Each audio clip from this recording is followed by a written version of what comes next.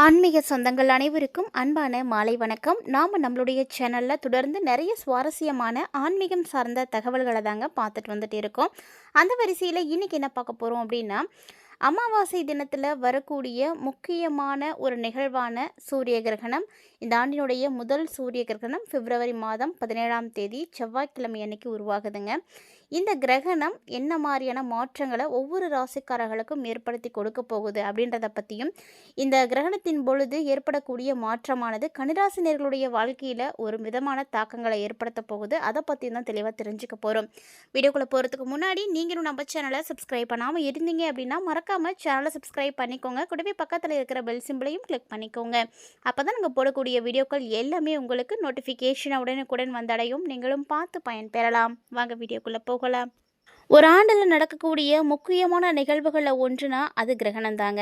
கிரகணம் அப்படிங்கிறது வானத்தில் நடக்கக்கூடிய ஒரு இயற்கையான நிகழ்வாக இருந்தாலுமே கூட இந்து மதத்தை பொறுத்த வரைக்கும் ரொம்ப ரொம்ப முக்கியமான ஒரு நாளாக பார்க்கப்படுது. ஏன்னா கிரகண நேரத்தில் கோவில்கள் எல்லாமே அடைச்சிடுவாங்க. அதிலும் இந்த ஆண்டு நடக்கக்கூடிய முதல் கிரகணமே சூரிய கிரகணமாக தான் இருக்குது. வானிலை நிலவு தென்படாத அமாவாசை நாளில் தான் இந்த கிரகணமானது ஏற்படும்.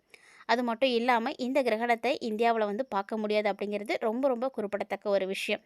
கிரகணத்தின் பொழுது என்ன மாதிரியான விஷயங்கள்லாம் ஏற்படும் அப்படின்றத நம்ம தொடர்ந்து பார்க்க போகிறோம். சூரிய கிரகணம் நிகழக்கூடிய நேரத்தில் பூமியில் பார்த்திங்கன்னா இருள் சூழ்ந்திருக்கும். பல்விதமான மாற்றங்கள் ஏற்படும். இதாண்டு நிகழக்கூடிய கிரகணம் பார்த்திங்கன்னா நெருப்பு வளைய சூரிய கிரகணமாக ஏற்படுது. இந்த கிரகண நேரம் அப்படிங்கிறது இந்துக்களை பொறுத்த வரைக்கும் ரொம்ப ரொம்ப முக்கியமான ஒரு விஷயம்.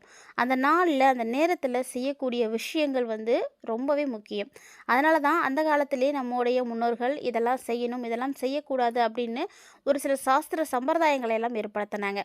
அதில் என்ன மாதிரியான பாதிப்புகள் ஏற்படும், குறிப்பாக ஜோதிட சாஸ்திரங்கள் கூறக்கூடிய பாதிப்புகள் என்ன அப்படின்றத பற்றி தொடர்ந்து பார்த்து தெரிஞ்சுக்கலாம். வீடியோ பார்த்திங்கன்னா ரொம்பவே இன்ட்ரெஸ்டிங்காக இருக்கும். எங்கேயுமே ஸ்கிப் பண்ணிடாதீங்க, தொடர்ந்து பாருங்கள். ஏன்னா சூரிய கிரகணத்தின் அன்னைக்கு நம்ம தெரிஞ்சோ தெரியாமலோ செய்யக்கூடிய பல தவறுகள் பல பிரச்சனைகளுக்கு காரணமாக போய் அமைஞ்சிடுது.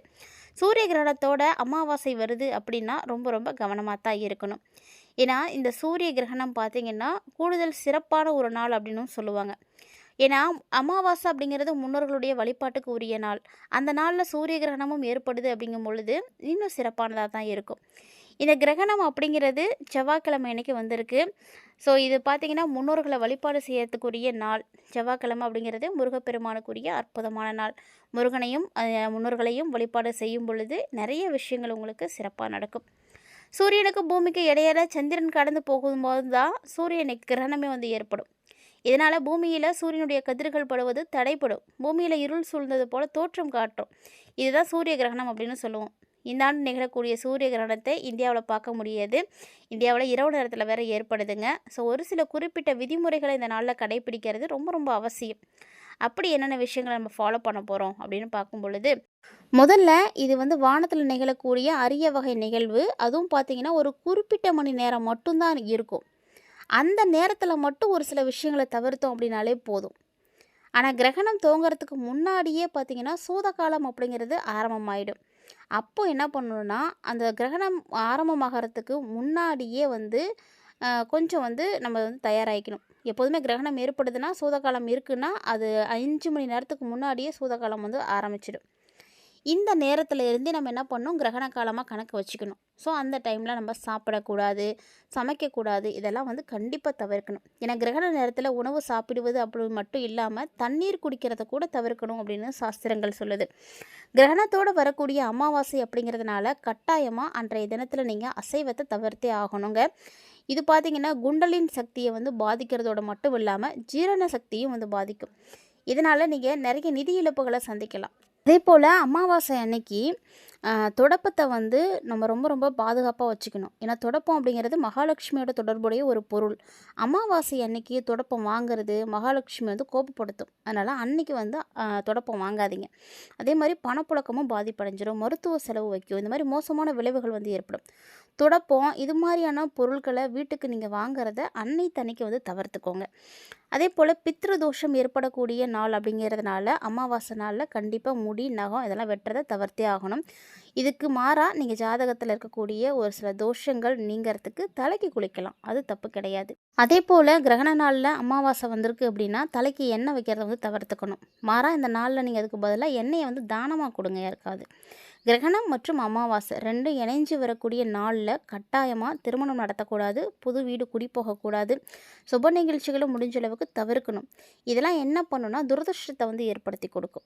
கிரகணத்தின் பொழுது என்ன செய்யணும் அப்படின்னா, இந்த டைமில் கிரகண காலத்தில் சுத்த காலத்தில் வழிபாடுகள், யாமங்கள், மந்திர ஜபங்கள், மத சடங்குகள் இதெல்லாம் ஈடுபடலாம். இதெல்லாம் வந்து உங்களுக்கு நல்லது. மக்கள் வந்து மந்திரங்களை ஜபிக்கணும் அந்த நேரத்தில். கிரகண நேரம் முடிஞ்சதுமே கண்டிப்பாக வீட்டை சுத்தம் பண்ணணும். நீங்களும் குளிச்சுட்டு அதுக்கப்புறமா நீங்கள் தீபம் ஏற்றி வழிபாடு செய்யலாம். கிரகண நேரத்தில் தூங்குறதுக்கு பதிலாக இறை வழிபாட்டில் உங்களுடைய கவனத்தை வந்து செலுத்துங்க. அதே போல் கிரகண நேரத்தில் வீட்டில் குளிக்கிறதுக்காக வச்சுருக்கக்கூடிய தண்ணீர் இருக்குது பார்த்திங்களா, அதில் தர்பையோ துளசியோ போட்டு வைங்க. கிரகணம் முடிஞ்சதுக்கப்புறமா அந்த தண்ணியை நீங்கள் தாராளமாக பயன்படுத்திக்கலாம். இந்த மாதிரி ஒரு சில முக்கியமான சாஸ்திர சம்பிரதாயங்களை எல்லாம் இந்த கிரகண நேரத்தோடு வரக்கூடிய அமாவாசையில் ஃபாலோ பண்ணிங்க அப்படின்னா ஒரு சில தோஷங்கள்லேருந்து நீங்கள் விடுபட முடியும். உங்களுடைய வாழ்க்கையிலையும் ஒரு வளமானது கிடைக்கும். இந்த காலகட்டங்களில் கன்னிராசி நேயர்களுக்கு எப்படி இருக்குது அப்படின்றத நம்ம பார்த்துடலாம். ஏன்னா சூரிய கிரகணத்தோடு வரக்கூடிய அமாவாசை அப்படின்றதுனால இந்த விஷயங்களெல்லாம் உங்களுக்கு சொல்லியிருக்கோம். ஸோ இதெல்லாம் ஃபாலோ பண்ணுங்கள். மறந்து கூட இதெல்லாம் வந்து செய்யாதீங்க. என்ன செய்யணும் எதை செய்யக்கூடாதுலாம் ரெண்டுமே வந்து சொல்லியிருக்கோம். பார்த்து கரெக்டாக ஃபாலோ பண்ணிக்கோங்க. இப்போது கிரகண நாளில் என்ன மாதிரியான மாற்றங்கள் ஏற்படுது, குறிப்பாக பார்த்தீங்கன்னா கன்னிராசி நேயர்களுக்கு எப்படி இருக்க போகுது அதையும் நம்ம வந்து தெரிஞ்சுக்க போகிறோம். பார்த்துட்டு இருக்கக்கூடிய நேயர் கன்னிராசி நேயராக இருந்தீங்க அப்படின்னா மறக்காமல் வீடியோக்கு ஒரு லைக் பண்ணிக்கோங்க. வீடியோ தொடர்ந்து பாருங்கள், உங்களுக்கு ரொம்பவே வந்து பயனளிக்கக்கூடிய வகையில் இருக்கும். இந்த பிப்ரவரி மாதத்தில் ஏற்படக்கூடிய சூரிய கிரகணத்தின் பொழுது உருவாகக்கூடிய இந்த கிரக மாற்றம் பார்த்திங்கன்னா உங்களுடைய வாழ்க்கைக்கு ஒரு சில பிரச்சனைகளையும் ஏற்படுத்தி கொடுக்குது. சூரிய கிரகணத்தால் என்ன மாதிரியான பாதிப்புகள் வந்து ஏற்படும் அப்படின்னு நீங்கள் யோசிக்கலாம். கன்னி ராசிக்காரர்களை பொறுத்த வரைக்கும் 6வது வீட்டில் தான் சூரிய கிரகணம் உங்களுக்கு வந்து ஏற்பட போகுது. இந்த ஆண்டு நிகழக்கூடிய முதல் சூரிய கிரகணத்தால் பார்த்தீங்கன்னா உங்களுடைய வேலையில் தாங்க பிரச்சனை வரப்போகுது. அதாவது உங்கள் வேலையை வந்து கெடுக்கிறதுக்காக நிறைய எதிரிகள் வந்து முயற்சி செய்வாங்க. ஸோ இந்த காலகட்டத்தில் நீங்கள் என்ன பண்ணக்கூடாதுன்னா யாரையுமே நம்பக்கூடாது. அப்படி ஒரு வேளை நீங்கள் நம்புனீங்க அப்படின்னா ஏமாந்து தான் போவீங்க. ஏமாற்றத்தை வந்து சந்திக்கணும். ஸோ கவனமாக இருந்துக்கோங்க. அதே போல் நிலுவையில் இருக்கக்கூடிய வேலையை மீண்டும் தொடங்க முடியாமல் சிரமம் பண்ணுவீங்க. இன்னும் கொஞ்சம் நாளைக்கு பார்த்தீங்கன்னா அது நிலுவையிலே தான் இருக்கும். அந்த வேலையை நீங்கள் எடுத்து செய்யவே முடியாது. அதுக்கு வந்து கொஞ்சம் கஷ்டப்படுற மாதிரி இருக்கும். ஸோ இந்த மாதிரி உங்களுக்கு ப்ரெஷர் வருது அப்படிங்கும் பொழுது கன்னிராசிக்காரங்க கோவப்படாதீங்க, கொஞ்சம் அமைதியாக இருங்க, பொறுமையை கடைப்பிடிங்க. அவசரமாக எந்த ஒரு முடிவையும் எடுக்காதீங்க. முடிஞ்ச அளவுக்கு அதையும் வந்து நீங்கள் தவிர்க்கிறதுக்கு தான் பார்க்கணும். ஸோ இந்த மாதிரி ஒரு சில முக்கியமான விஷயங்கள் இந்த சூரிய கிரகணத்தால் ஏற்பட போகுது. மேலும் குரு மற்றும் புதன் உருவாகக்கூடிய சிறப்பு அம்சமானது இந்த காலகட்டங்களில் இருக்குது அப்படின்றதுனால ஒரு சில ராசிக்காரர்களுடைய வாழ்க்கையில் உச்சமும் வந்து கிடைக்க போகுது, தொழிலும் வந்து பெருக போகுது. ஏன்னா குருவும் புதன் பகவானும் 2 பேருமே பார்த்திங்கன்னா ஒருவருக்கொருவர் சிறப்பு சேர்க்கையில் அமர்ந்திருக்காங்க. அதனால் நவபஞ்ச யோகத்தை வந்து ஏற்படுத்துகிறாரு. ஸோ இந்த யோகம் பார்த்திங்கன்னா ஒரு சில முக்கியமான ராசிக்காரர்களுக்கு நல்ல மாற்றங்களை கொடுக்கும். ஜோதிட சாஸ்திரத்தின்படி பார்க்கும் பொழுது 2 கிரகங்களுமே ஒன்றுக்கொன்று 5 மற்றும் 9வது வீட்டில் இருக்கும் பொழுது நவபஞ்சம யோகத்தை வந்து கொடுக்கும். அந்த வகையில் பிப்ரவரி 17ஆம் தேதி அன்னைக்கு காலையில் 2:51 அளவில் தான் புதன் மற்றும் குருவுக்கு இடையில் 120 டிகிரிஸில் சிறப்பு கோணத்தில் இந்த ராஜயோகம் உருவாக போகுது. இந்த யோகத்தால் பார்த்திங்கன்னா ஒரு சில ராசிக்காரர்களுக்கு நல்ல பலன் கிடைக்கும், மிகப்பெரிய அதிர்ஷ்டம் கிடைக்கும்.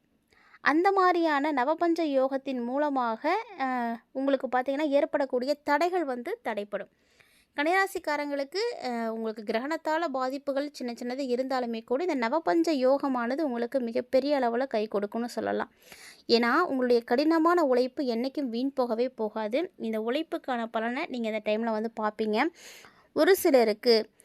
ஒரு சிலர் பார்த்திங்கன்னா வேலையை கெடுக்கிறதுக்கு உங்களுக்கு முயற்சி பண்ணாலுமே கூட அதை எல்லாம் தாண்டி உங்களுக்கு புதுசாக பதவிகள் வந்து கிடைக்கிறதுக்கான வாய்ப்புகள் இருக்குது. இல்லைனா பதவியில் உயர்வுகளை நீங்கள் பார்க்கலாம். அதுக்கான அறிகுறிகள்லாம் நீங்கள் வந்து பார்க்க ஆரம்பிச்சிடுவீங்க. ஸோ இதன் மூலமாக உங்களுக்கு என்ன கிடைக்கும் அப்படின்னா வருமானம் அதிகரிக்க ஆரம்பிக்கும். செலவுகளை பொறுத்த வரைக்கும் உங்களுடைய கட்டுப்பாட்டில் வச்சுருக்கிறதுக்கான விஷயங்களை எல்லாத்தையுமே நீங்கள் கரெக்டாக வந்து செய்யலாம். அதே போல் உடல் ஆரோக்கியமும் ரொம்ப நல்லாயிருக்கும். ஸோ குரு மற்றும் இந்த புதனுடைய சேர்க்கை பார்த்திங்கன்னா மிகப்பெரிய அளவில் உங்களுக்கு மாற்றங்களை கொடுக்க போகுதுங்க. அதாவது உங்களுடைய வாழ்க்கையை புதிய திசையை நோக்கி வந்து பயணிக்கிறதுக்கு ஒரு உறுதுணையாக இருக்கும். இந்த காலகட்டங்களில் என்ன மாதிரியான கிரக அமைப்புகளானது உருவாகுது அப்படின்றதையும் என்னென்ன பலன்கள் உங்களுக்கு கிடைக்க போகுது அப்படின்றதையும் கன்னிராசி நேயர்களே நீங்கள் தெளிவாக பார்த்துருப்பீங்கன்னு நினைக்கிறேன். கட்டாயமாக இந்த தகவல்கள் எல்லாமே உங்களுக்கு பிடிச்சிருந்துருக்கும்னு நினைக்கிறேன். கிரகண நிலை அப்படிங்கிறது தாண்டி உங்களுடைய வாழ்க்கையில் இன்பமும் துன்பமும் கலந்தே வரப்போகுது. ஸோ அதை எதிர்கொள்கிறதுக்கு நீங்கள் தயாராக இருங்க. பிப்ரவரி 17ஆம் தேதி அமாவாசையோடு வரக்கூடிய சூரிய கிரகணம் என்ன செய்யணும் செய்யக்கூடாது அப்படின்றத பற்றியெல்லாம் பார்த்துருப்பீங்கன்னு நினைக்கிறேன். அதைப்படி நடந்துக்கோங்க. உங்களுடைய வாழ்க்கையிலையும் மிகப்பெரிய அளவில் மாற்றங்கள் நிச்சயம் கிடைக்கும். மேலும் இந்த காலகட்டங்களில் கன்னிராசி நேயர்களை பொறுத்த வரைக்கும் நீங்கள் செய்யக்கூடிய தான தர்மங்கள் உங்களை தலைநிமிர்ந்து வாழ வைக்கும். அதனால் உங்களால் முடிந்த உதவிகளை மற்றவர்களுக்கு செய்யுங்க. நீங்கள் செய்யக்கூடிய உதவி இயலாதவர்களுக்காக இருக்கணும், இல்லாதவர்களுக்காக இருக்கணும். ஸோ அவங்களுடைய ஆசீர்வாதத்தை நீங்கள் பெறும்பொழுது தான் உங்களுடைய வாழ்க்கையில் ஒரு மாற்றம் கிடைக்கும். கன்னிராசி நேயர்கள் தொடர்ந்து பார்த்தீங்கன்னா பைரவர் வழிபாடு செய்துட்டு வாங்க. பைரவர் கவசம் கேளுங்க. பைரவருடைய மந்திரங்கள் சொல்லுங்கள். உங்களுக்கு எப்போல்லாம் நேரம் கிடைக்குதோ அப்போல்லாம் பைரவர் வழிபாடு செய்யுங்க. பைரவருக்கு நல்லெண்ணெய் தீபம் போட்டு நீங்கள் வழிபாடு செய்துட்டு வந்தீங்க அப்படின்னா கட்டாயமாக மாற்றத்தை நீங்களே உணரலாம். மறக்காமல் ட்ரை பண்ணி பாருங்கள். பொதுவாக ஆன்மீக ரீதியாக கொடுக்கப்படக்கூடிய பரிகாரங்களானது அந்தந்த காலகட்டங்களில் இருக்கக்கூடிய கிரகமைப்புகளுக்கு ஏற்ப மட்டுமே நம்ம கொடுத்துட்டு இருக்கோம். ஸோ அதை நீங்கள் சரியாக செய்யும் பொழுது அதற்கான பலன்களையும் கண்டிப்பாக அடைய முடியும். இந்த பதிவில் நிறைய தகவல்களை பார்த்தீங்க இல்லையா? பிடிச்சிருந்தா லைக் பண்ணி ஷேர் பண்ணுங்கள். மறக்காமல் கமெண்ட் பண்ணுங்கள். மேலும் இது மாதிரி நிறைய இன்ட்ரெஸ்டிங்கான தகவல்களோட மற்றும் ஒரு தலைப்பில் சந்திக்கலாம்.